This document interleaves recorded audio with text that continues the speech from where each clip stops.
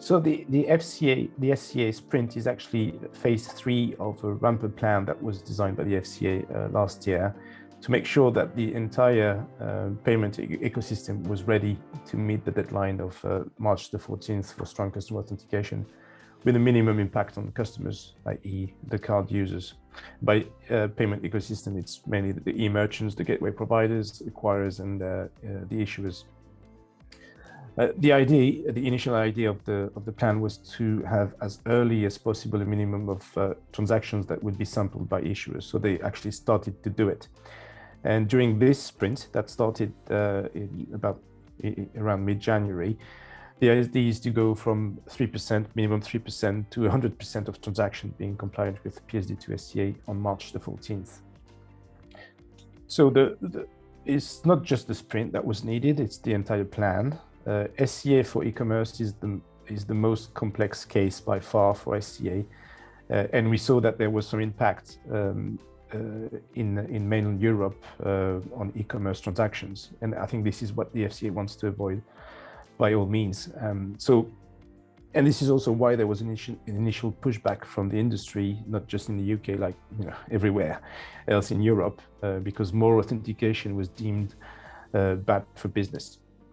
So now the UK is the last country to roll out SCA, and at the same time, it's the biggest place in Europe. So I think the regulator just took, its responsibility with the plan and the sprint.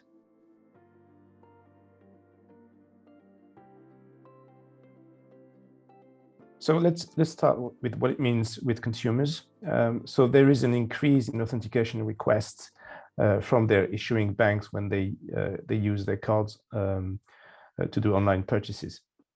And so that's the first impact. There's more authentication requests, and they will have to perform an authentication with 2 factors, which is quite a difference with what they used to do with receiving one-time password by SMS and then inputting it into an application. So depending on the overall readiness of the consumers and the payment ecosystem, consumers could fail to pay or abandon their shopping carts altogether. Now, regarding the merchants, the e-merchants, the retailers, I have first a comment. I think the big ones should be ready because they have the teams and resources to handle SCA and the complexity and the exemptions.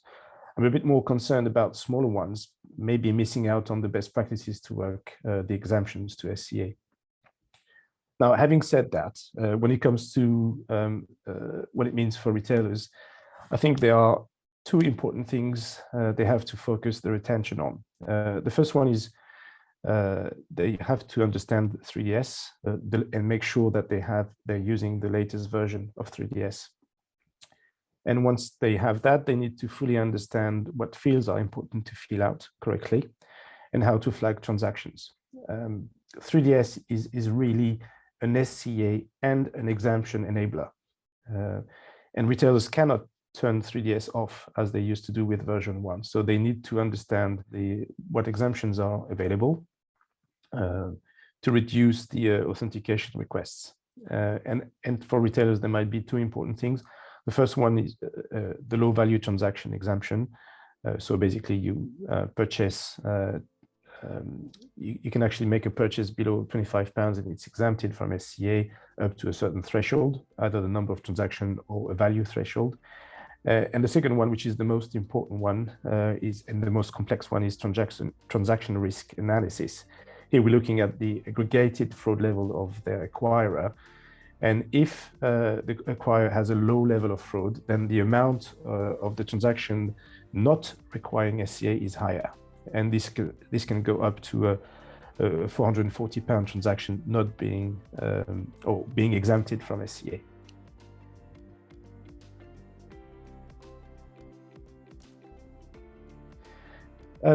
So there will, of course, be some impact on the retailers in the UK.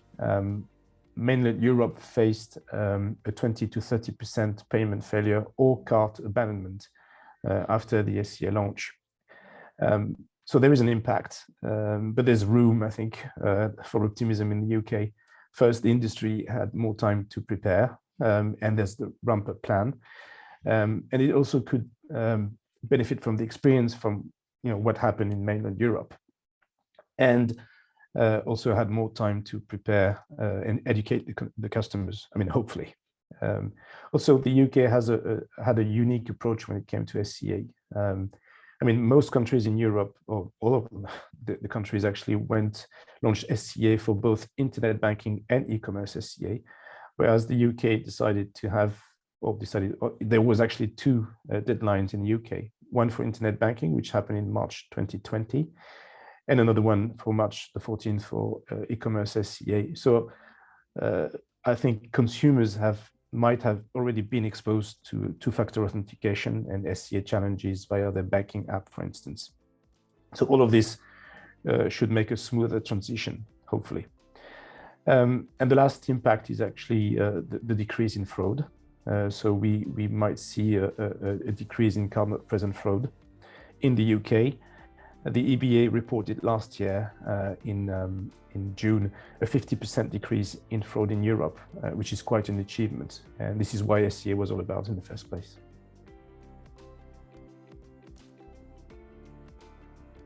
So what's next? There are different levels. The first, from a regulation perspective, so there will be a PSD3. Not now, because we're still digesting the new way of doing things in mainland Europe and obviously in the UK. Also, the European Union is working on the digital identity wallets on top of local country initiatives. And identity and SCA go hand in hand. So this should simplify quite a lot of things, well, for payment, but for a lot of practical things in our lives. So that's what we're looking at for regulation. From an industry perspective, I think this year and next might be all about SCA optimization once it's enforced. Many looked at SCA and wanted to tick the compliant box. The next phase is, how can SCA work for you? So e-merchants will actually master exemptions, work on the exemptions. Issuers will provide a better way to authenticate, a better experience to the users with biometry and behavioral biometry, and acquirers will work around their fraud level. Now, the last thing for the industry is that it should really focus on security, because you can count on hackers and fraudsters to actually be innovative. Once the SCA was launched in Europe, you could actually see that they actually started to attack the re-enrollment process when a consumer lost their mobile phone, for instance, and there's money on the account. So they attacked the SCA process.